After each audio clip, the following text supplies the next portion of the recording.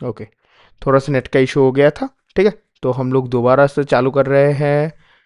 Recording भी चालू कर दिया है मैंने दोबारा। पूरा का पूरा नेट ही मेरा पता नहीं क्या हो गया था। ठीक है, अगर कोई भी वॉइस या फिर कुछ भी क्रैकिंग साउंड आए वॉइस में या फिर स्क्रीन प्रेजेंटेशन में अगर दिक्कत आए तो मुझे ऑब्वियसली बताना। ठीक है, दोनों ही बताना। तो एज हम लोग पढ़ रहे थे कि डिस्क्रिप्टिव स्टैटिस्टिक्स और इन्फरेंशियल स्टैटिस्टिक्स। ठीक है, अब बात आता है कि समझो कि एक डेटाबेस आप लोगों को दिया गया है। ठीक है, एक डेटाबेस आप लोगों को दिया गया है और बताया गया है कि इसको मतलब कि बताओ कि ये डिस्क्रिप्टिव है या फिर इन्फरेंशियल स्टैटिस्टिक्स है। तो कैसे बताओगे? अगर मतलब कि क्वेश्चन में ऐसा कुछ भी इंडिकेट कर रहा है कि डेटा को सिर्फ सिर्फ एक्सप्लोर किया गया है, सिर्फ एग्जामिन किया गया है, उससे कुछ भी इन्फर नहीं किया गया है। ठीक है, उससे कुछ भी चीज जो है इन्फर नहीं किया गया है, तब उस केस में जो है, उस केस में ये डिस्क्रिप्टिव स्टैटिस्टिक्स बन जाता है। ठीक है, अगर डेटा सेट से कुछ ना कुछ मतलब कि एक्सप्लोर करके एग्जामिन करके पूरा का पूरा मतलब कि निचोड़ के कुछ ना कुछ इन्फर किया जाता है। देखो, इन्फरेंशियल नाम जो है इन्फर से आता है। अगर कुछ ना कुछ इन्फर किया जाए तब उस केस में ये जो है डिस्क्रिप्टिव स्टैटिस्टिक्स का काम, सॉरी, इन्फरेंशियल स्टैटिस्टिक्स का काम करता है। ठीक है, यहां पर भी देखो लिखा गया है when to use descriptive statistics, when our, एक सेकंड,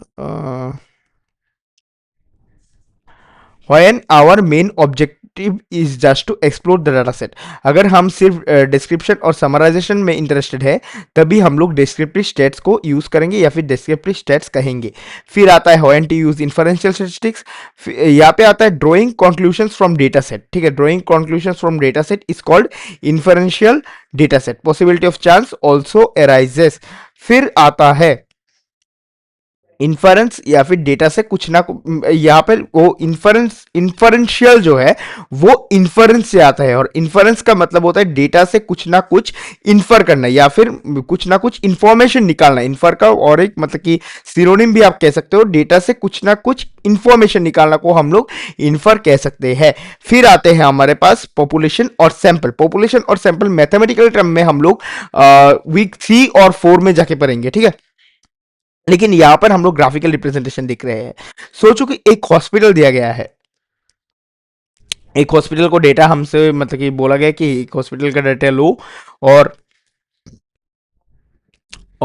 यहाँ पर मतलब कि एक ग्रुप ऑफ टीम को यहाँ पे भेजा गया है। ठीक है, ग्रुप ऑफ टीम मतलब क्या है, ग्रुप ऑफ ऑर्गेनाइजिंग कमेटी को यहाँ पे भेजा गया है और बताया गया कि हर मतलब कि पेशेंट का हेल्थ रिपोर्ट लो या फिर मतलब कि समझो ना मतलब कि हॉस्पिटल का क्या कुछ कर रहा है, कैसा क्या कुछ कर रहा है, ये सब कुछ एक डेटा लेने के लिए भेजा है।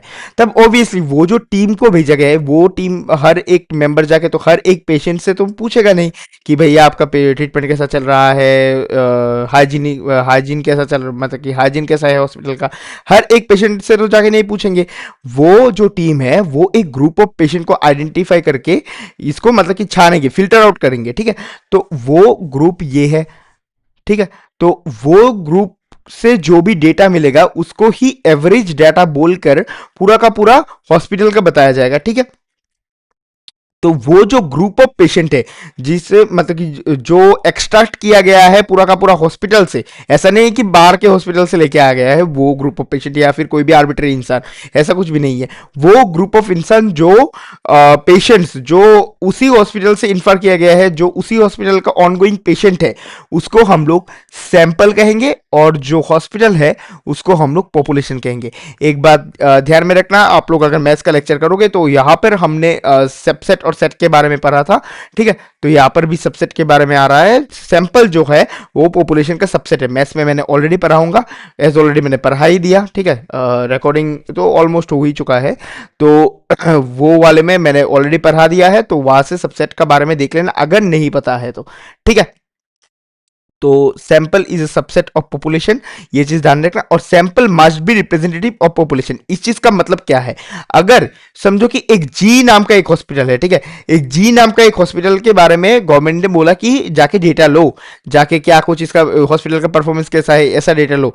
एज ओबीएस हर एक पेशेंट से जो जाके पूछेगा नहीं उस जी नाम के हॉस्पिटल, लेकिन वो टीम ने क्या किया, वो बगल वाला हॉस्पिटल जो एच नाम का जो हॉस्पिटल है, उससे मतलब कि उससे एक ग्रुप ऑफ पेशेंट्स को आइडेंटिफाई किया और उससे डेटा लेके जी वाले हॉस्पिटल पे चेप दिया।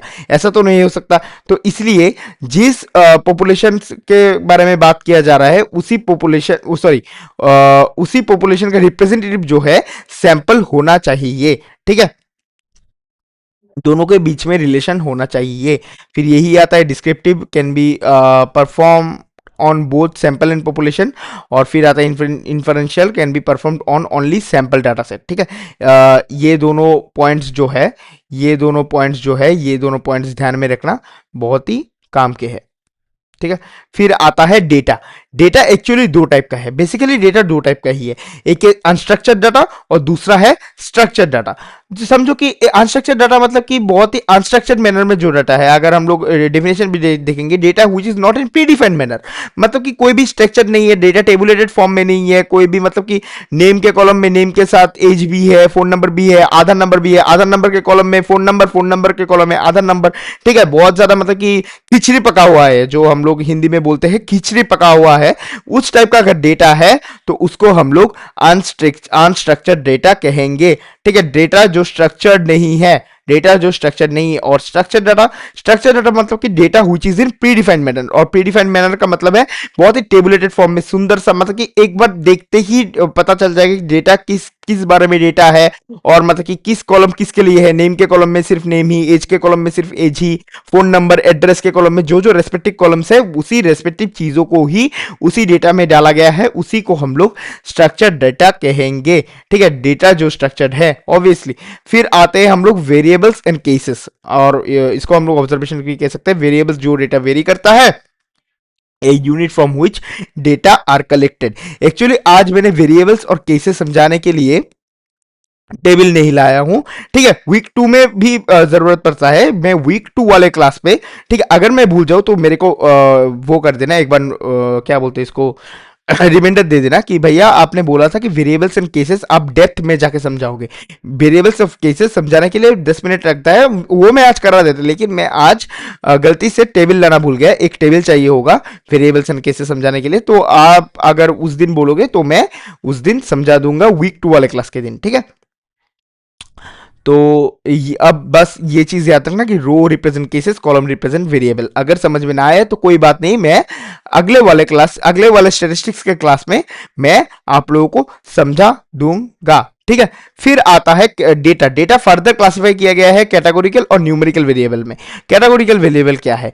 पहला आता है qualitative variable, identify group membership. ठीक है, इतना आपको कैटेगोरिकल में समझ में नहीं आएगा, न्यूमेरिकल में जाके समझ में आएगा। न्यूमेरिकल में है क्वांटिटेटिव वेरिएबल और describe numerical variable of cases. फिर आता है हैव मेजरमेंट यूनिट्स, ये वाला जो है मोस्ट इंपॉर्टेंट लाइन है, हैव मेजरमेंट यूनिट्स। यूनिट्स होना मस्ट है। अगर सोचो कि एक नंबर है, ठीक है, अगर सोचो कि एक नंबर है 15, यहां पर लिखने में भी दिक्कत आता है भाई, 15.0, ठीक है, बहुत बढ़िया, 15.0।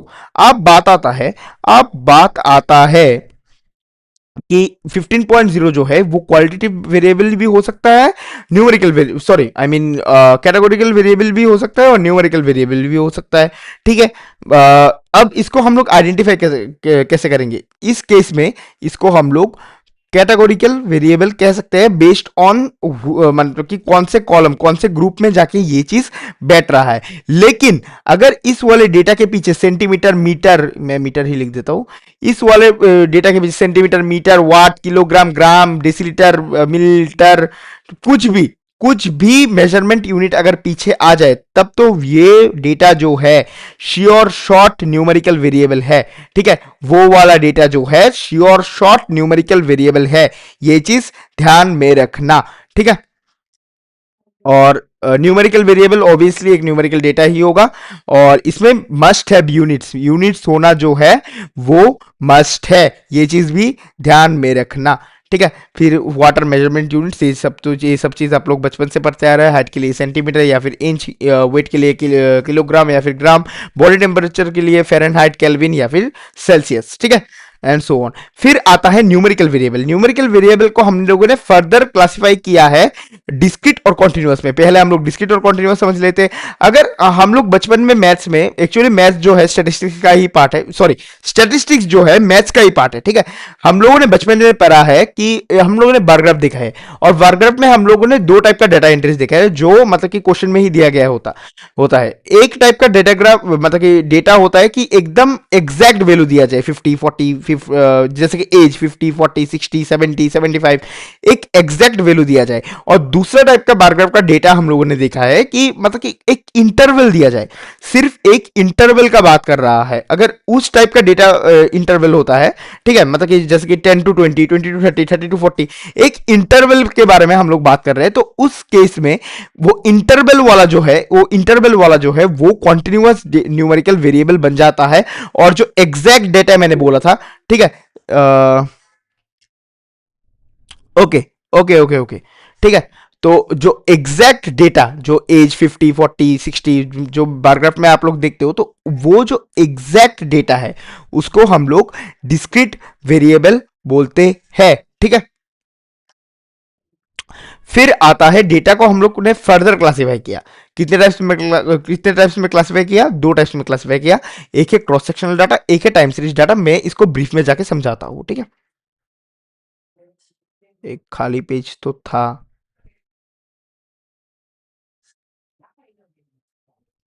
ओके, यहां तक आप लोगों को आज पढ़ रहा हूँ, तो यहां पर ही मैं लिख देता हूँ। सोचो कि एक डेटा सेट आप लोगों को दिया गया है, ठीक है।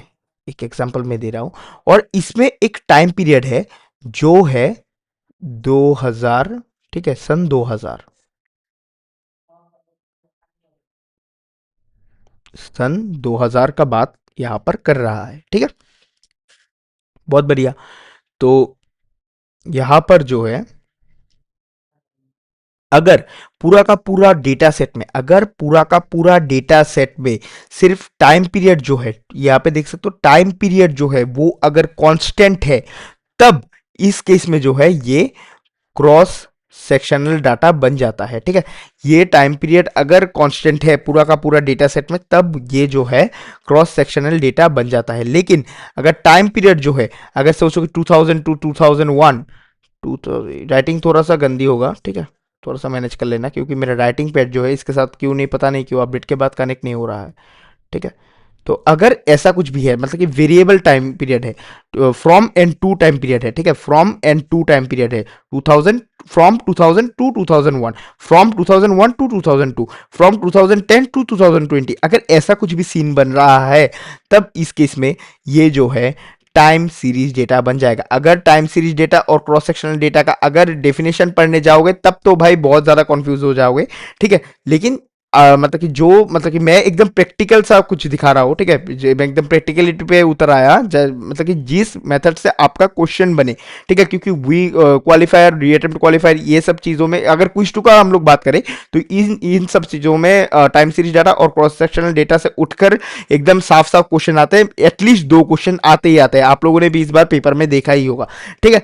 तो इसीलिए मैं एकदम प्रैक्टिकलिटी पे उतर आया। मैं डेफिनेशन इसका नहीं पढ़ाऊंगा, ठीक है, जरूरत भी नहीं है, ऑब्वियस सी बात है, क्योंकि डेफिनेशन तो वहां जाके लिखोगे नहीं, वहां जाके आपको न्यूमेरिकल सॉल्व करना है, या फिर थ्योरी दे देगा, उसका एमसीक्यू रहेगा, ठीक है, ऐसा ही कुछ सा रहेगा, बहुत ज्यादा इजी रहेगा। अब ऐसा भी मत बोलना कि भैया ने बोला कि 2000 सन है, और ऐसा कुछ भी एक एग्जैक्ट टाइम दे दिया, समझो कि 2016। अब ऐसा अगर हो रहा है, सिर्फ अगर 2016 दे दिया, तब तो वो क्रॉस सेक्शनल डेटा है, ठीक है।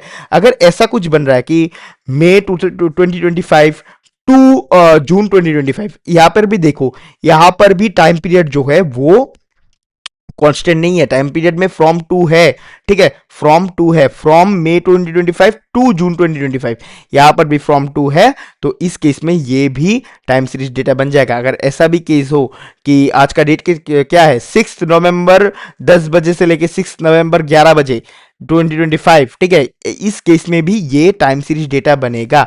सिर्फ अगर फॉर्म टू का केस नहीं हुआ तो क्रॉस सेक्शनल डेटा, अगर फॉर्म टू वाला केस हुआ, कोई भी टाइम हो, 1 सेकंड का भी डिफरेंस हो, फॉर्म टू का केस होना चाहिए, फॉर्म टू का केस में टाइम सीरीज डेटा बन जाएगा, ठीक है। मैं बहुत डिटेल में जाके समझाने का कोशिश किया। फिर आता है data recorded over time, data observe at the same time, ठीक है। यहाँ पे तो बहुत ज़्यादा मैंने मतलब कि सिंपल करके डेफिनेशन लिखाया, सॉरी, जो रियल जो डेफिनेशन होता है भाई साहब, बहुत बड़ा होता है, ठीक है। यहाँ तक कितना हम लोग पर है, यहाँ का वो दिया गया है, ठीक है, वो एक बार आप लोग देख लेना।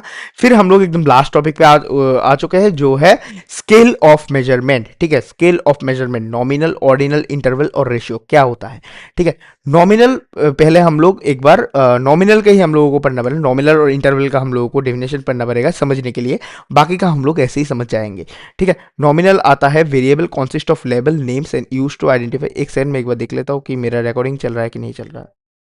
हाँ हाँ हाँ, चल रहा है, ठीक है। Variable consist of labels, names and used to identify the characteristic of observation. The scale of measurement is called nominal scale. फिर आता है ये वाला है मोस्ट इंपॉर्टेंट है, no ordering in the variable, ठीक है। ओके, तो यहां पर आ जाता है कि समझो कि किसी का नाम, किसी का नाम कोई कार ब्रांड, समझो कि राजू, लक्ष्मण, रवि, ठीक है, तीन नाम है। अब अगर कोई भी स्पेशल मतलब कि टर्म ना लगे, कोई भी स्पेशल केस ना हो, तो राजू, रवि और अजय, मैं जो तीन नाम ले लिया, राजू, रवि और अजय, ये तीन नामों को लिखने का कोई भी ऑर्डर जरूरत नहीं है, बढ़िया, फिट एंड फाइन, ठीक है। हम लोग अजय को पहले लिख सकते हैं, राजू को भी पहले से लिख सकते हैं, अजय को भी पहले लिख सकते हैं, एंड सो ऑन, ठीक है। और एज हम लोग कार ब्रांड्स का अगर बात करें तो मारुति, टाटा एंड हुंडई, ठीक है। तो हम लोग मारुति, टाटा एंड हुंडई को अगर कोई भी स्पेशल केस ना लगे, समझो कि सेल्स सेल्स एक स्पेशल केस बन सकता है, तभी हम लोग ऑर्डिनल या फिर हम लोग ऑर्डर का यूज करेंगे कि मारुति का सेल्स ज्यादा है तो मारुति, फिर हुंडई, फिर टाटा, मतलब कि मैं एक आर्बिट्री एग्जांपल दे रहा हूं, ठीक है। तो इस केस में अगर ऑर्डर इंपॉर्टेंट नहीं है तो उस केस को हम लोग नॉमिनल स्केल ऑफ मेजरमेंट कहेंगे, ठीक है। उस केस को हम लोग नॉमिनल स्केल ऑफ मेजरमेंट कहेंगे। यहां पर भी देखो मैकोपचे में लिख रखा है कि नेम कैटेगरीज विदाउट इंप्लाइंग ऑर्डर। अब बात आती है कि ऑर्डिनल क्या है, नाम में ही है ऑर्डिनल, ऑर्डिनल, ऑर्डिनल, ऑर्डिनल, मतलब कि ऑर्डर, सेम पूरा का पूरा नॉमिनल ही है, बस इसमें ऑर्डर, एक ऑर्डर इंप्लाई हो जाएगा। सोचो कि एक मतलब कि एक कंपनी के पोस्ट, पहले सीईओ, पहले मैनेजर, फिर उसका हेड, फिर उसका हेड, फिर ऐसे करते करते सीईओ आएगा, तब एक ऑर्डर इंप्लाई हो रहा है। अगर मैंने जो कार ब्रांड का अगर एग्जांपल लिया था, वो कार ब्रांड के भीतर अगर मैंने वो लगा दिया कि number of sales per month, ठीक है, number of sales per month, Hyundai आ सकता है, टाटा आ सकता है, मारुति आ सकता है, ठीक है, उसमें ऑर्डर इंपॉर्टेंट है। नाम में भी जो टॉप, समझो कि रवि, अजय और राजू, शायद मैंने तीन नाम लिया था, रवि, अजय और राजू में से कौन सा बंदा जो है टॉप किया है क्लास में, ठीक है। तब उस केस में जो है, उस केस में रवि, राजू या अजय को पहले ही लिखना पड़ेगा जो बंदा टॉप के है, मतलब कि ऑर्डर इंपॉर्टेंट है। मैं समझा, आई थिंक मैं समझा पा रहा हूं, ठीक है। अगर ऑर्डर इंपॉर्टेंट है तो उसको हम लोग ऑर्डिनल स्केल ऑफ मेजरमेंट बोलेंगे, और अगर ऑर्डर इंपॉर्टेंट नहीं है तो उसको हम लोग नॉमिनल स्केल ऑफ मेजरमेंट कहेंगे, ठीक है। फिर आता है इंटरवल। इंटरवल डेटा जो है ऑलवेज न्यूमेरिक होगा, ठीक है। इंटरवल डेटा ऑलवेज न्यूमेरिक होगा और इसमें यूनिट्स रहेगा। यूनिट्स अगर हम लोगों ने पहले ही पढ़ चुका है कि अगर ये न्यूमेरिक डेटा हुआ तो उसमें मेजरमेंट यूनिट होना मस्ट है। तो एस यहां पर न्यूमेरिक डेटा है तो मतलब कि यूनिट तो होगा ही होगा, ठीक है। Can find difference between two variable, मतलब कि मैं मोटा मोटा समझा देता हूं, ठीक है। इंटरवल में डेटा ऑलवेज न्यूमेरिक होगा और इसमें मेजरमेंट, न्यूमेरिक वैल्यू में भी मेजरमेंट यूनिट होना मस्ट है, तभी वो इंटरवल डाटा बनेगा। और इंटरवल डेटा में हम लोग एडिशन और सब्ट्रैक्शन तो कर सकते हैं, यहां पर भी देखो कुपचे में लिखा गया है, एडिशन और सब्ट्रैक्शन तो कर सकते हैं, लेकिन मल्टीप्लीकेशन और डिवीजन जो है इंटरवल डाटा में नहीं होता है, ठीक है। इंटरवल डेटा में मल्टीप्लिकेशन और डिवीजन नहीं होता है, लेकिन यहां पर सेव करने के लिए आया रेशियो। जैसे कि नॉमिनल में ऑर्डर इंपॉर्टेंट नहीं था, लेकिन अगर ऑर्डर इंपॉर्टेंट हो जाता तो उस केस को सेव करने के लिए ऑर्डिनल आया था। ऐसे ही इंटरवल में एडिशन सब्ट्रैक्शन तो होता है लेकिन मल्टीप्लिकेशन और डिवीजन नहीं होता, तो अगर मल्टीप्लिकेशन और डिवीजन हम लोग करना चाहे तो उस केस को सेव करने के लिए आता है रेशियो स्केल ऑफ मेजरमेंट, ठीक है। यहां पर कुछ भी नहीं है, ठीक है, कुछ भी मत सोचो। एडिशन, सब्ट्रैक्शन, मल्टीप्लिकेशन और डिवीजन, ये चारों चीज जो है रेशियो स्केल ऑफ मेजरमेंट में हो जाता है, ठीक है। यहां पे हम लोग समरी में आ गए हैं। नॉमिनल में जो है नेम्ड कैटेगरी सिर्फ आएगा, ऑर्डिनल में नेम्ड कैटेगरी प्लस रैंकिंग आ जाएगा, ठीक है। रैंकिंग मतलब कि ऑर्डर सेम ही बात है। फिर आता है इंटरवल। इंटरवल में आता है ओनली एडिशन एंड सब्ट्रैक्शन, और रेशियो में आता है एडिशन, सब्ट्रैक्शन, मल्टीप्लिकेशन और डिवीजन। फिर यहाँ पे की पॉइंट्स आता है discrete variables using count of something. Discrete variable जो है वो हमेशा किसी ना किसी चीज का काउंट होता है, और कॉन्टिन्यूअस वेरिएबल जो है हमेशा किसी ना किसी चीज का मेजरमेंट होता है। Sample can be less than और equal to proportion but not than greater than proportion, ये तो भाई कॉमन सेंस है, ठीक है। तो इतना ही था वीक 1। रिकॉर्डिंग आप लोगों को मिल जाएगा, मैं मैथ्स का रिकॉर्डिंग भी थोड़ी देर बाद मैं डाल दूंगा, ठीक है। आपको 11:30 के भीतर भीतर मैथ्स का रिकॉर्डिंग भी मिल जाएगा, और ये रिकॉर्डिंग तो मतलब 5-10 मिनट के भीतर भीतर ही आप लोगों को मिल जाएगा, ठीक है। तो अगर कोई भी डाउट है, दोनों को, Gupta ji and Reddy ji, sorry Veronica ji, अगर दोनों को कोई भी डाउट है तो मेरे को चैट बॉक्स या फिर माइक खोल के बता सकते हो, या फिर हम लोग क्लास को यहाँ पर ही एंड करते हैं, ठीक है।